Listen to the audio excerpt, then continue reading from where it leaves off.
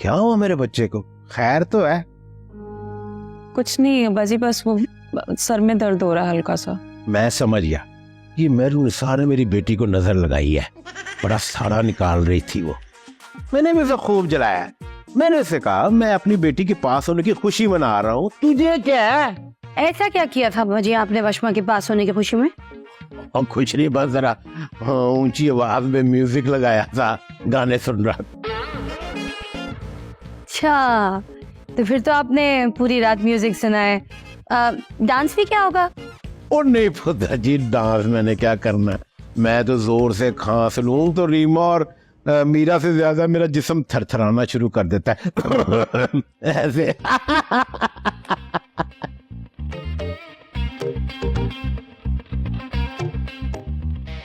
यानी अब्बा जी आपने खूब एंजॉय किया। क्या एंजॉय करना है बेटा जी, देखो मेरी बेटी को नजर लग गई तो इसकी नजर उतार, सुबह मैं इसका सदका देता हूँ। जी अब्बा जी।